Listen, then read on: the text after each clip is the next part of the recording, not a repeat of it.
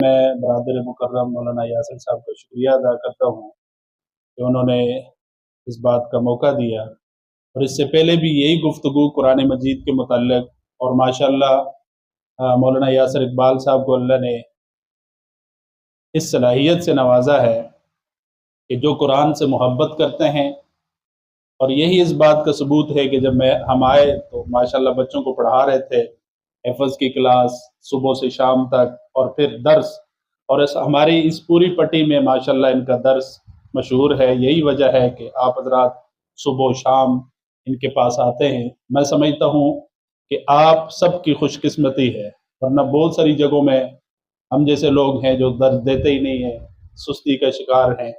ماشاءاللہ یہ ان کی قرآن مجید کے ساتھ محبت ہے۔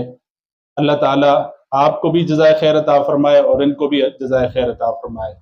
اور اسی قرآن کی محبت کی وجہ سے بڑی خوبصورت مسجدیں ہیں، لیکن سب سے زیادہ آباد میں سمجھتا ہوں یہ مسجد ہے، کیونکہ مسجد جو ہے وہ ٹائلوں سے، خوبصورت میناروں سے آباد نہیں ہوتی۔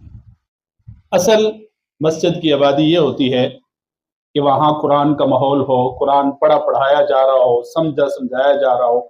تو اسی حوالے سے میں نے ایک حدیث مبارکہ آپ کے سامنے پڑھی۔ نبی کریم صلی اللہ علیہ وسلم کے ارشاد گرامی ہے کہ قرآن تمہارے لیے حجت ہے یا تمہارے خلاف حجت ہے۔ اب ہمارے لیے حجت کس طرح ہے، ہمارے خلاف حجت کس طرح ہے؟ اگر ہمارا تعلق جیسے مولانا یاسر صاحب کا، آپ حضرات کا تعلق قرآن مجید کے ساتھ ہے، آپ مسجد میں آتے ہیں، درس میں بیٹھتے ہیں، درس سنتے ہیں، یہ قرآن کی محبت ہے، اور یہ درس دیتے ہیں، تو یہ پڑھنا پڑھانا، یہ قرآن مجید کے ساتھ محبت، یہ اللہ کی عظیم کتاب ہے، یہ قرآن ہمارے لیے حجت ہے کہ کل اللہ کے دربار میں یہ ہماری محبت کو وہاں بھی نبھائے گا، کہ اللہ کے دربار میں ہماری سفارش کرے گا کہ اللہ میں تیری سچی کتاب، اس بندے نے اپنا تعلق میرے ساتھ جوڑے رکھا، آج میری سفارش اس کے حق میں قبول فرما۔ اللہ کا کلام، اللہ کی پاک کتاب اگر سفارش کرے گی تو سفارش قبول ہوگی۔ اور ویسے بھی جو انسان چاہے کہ اگر اس کو اللہ کا قرب حاصل ہو جائے تو وہ قرآن کے ساتھ اپنا تعلق جوڑے رکھے۔ دنیا کی ساری پریشانیوں کا حل ہے۔ بڑا عرصہ پہلے ایک ویڈیو دیکھی کہ ایک بندے نے سٹور میں لکھا تھا کہ ہمارے پاس ہر پریشانی کا حل یا اس کا نسخہ موجود ہے۔ بندہ بڑا خوش ہوا، کہا جی مجھے وہ نسخہ دے دو۔ اس میڈیکل سٹور والے نے قرآن مجید اٹھا کر دیا تو بندہ پریشان ہو گیا کہ یہ تو ہمارے گھروں میں بھی موجود تھا۔ آج حالت کیا ہے کہ ہمارے گھروں میں قرآن مجید ہوتا ہے تو ہم نے قرآن کو رمضان سے جوڑ دیا کہ رمضان آئے گا قرآن پڑھیں گے۔ ویسے وہی جیسے شاعر نے کہا تھا کہ طاقوں میں سجایا جاتا ہوں، ٹھیک ہے، الماریوں میں رکھا جاتا ہے، خوشبو اچھی لگا دیتے ہیں، اور بس پورا سال وہاں ہوتا ہے رمضان اور قرآن۔ حالانکہ یہ اس لیے نہیں ہے، ٹھیک ہے۔ ان ھذا القرآن یہدی للتی ہی اقوم، یہ ہماری ہدایت کا ذریعہ ہے۔ اور حدیث مبارکہ کے اندر آپ صلی اللہ علیہ وسلم فرمایا کہ او علیہ کیا، ہمارے خلاف حجت ہوگا، ٹھیک ہے۔ ہمارے خلاف حجت کس طرح ہوگا؟ کہ جس طرح آج ہماری حالت ہے کہ ہمارے گھروں میں بھی قرآن مجید ہوتا ہے، مسجد میں بھی ہوتا ہے۔ آپ مسجد میں بھی، بعض مسجدوں میں جائیں تو جہاں قرآن مجید رکھے ہوتے ہیں وہاں مٹی ہوتی ہے، قرآن مجید کو کوئی اٹھاتا نہیں، کوئی پڑھتا نہیں۔ گھروں میں بھی یہی حالت ہے۔ تو یہ اللہ کی عظیم کتاب ہے، ہمیں اسے پڑھنا چاہیے، سمجھنا چاہیے۔ جب ہم پڑھیں گے نہیں، سمجھیں گے نہیں، ہمیں کیا پتا ہوگا کہ قرآن مجید کے اندر اللہ رب العزت کے ارشادات کیا ہیں، حلال کیا ہے، حرام کیا ہے، جائز کیا ہے، ناجائز کیا ہے، کون سے کام کرنے ہیں، کون سے نہیں کرنے۔ آج تو ہم بس رسمی مسلمان ہیں، الحمدللہ مسلمانوں کے گھر میں پیدا ہوئے، بس مسلمان ہیں، ہمیں کسی بارے میں پتہ ہی نہیں ہے۔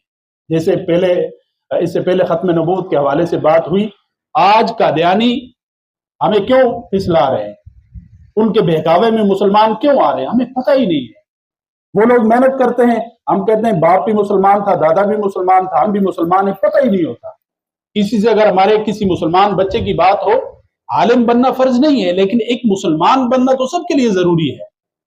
ہمیں پتہ ہونا چاہیے کہ ہم مسلمان ہیں، اسلامی تعلیمات سے آگاہ ہونی چاہیے۔ آج کل تو لوگ مسجدوں میں اس وقت آتے ہیں جب خطبہ ہو رہا ہوتا ہے، کچھ سنتے ہی نہیں ہیں، علماء کے قریب نہیں ہوتے، تو پھر دین سے دوری کی یہی وجہ ہوتی ہے کہ ہم بہک جاتے ہیں، پھر پھسل جاتے ہیں۔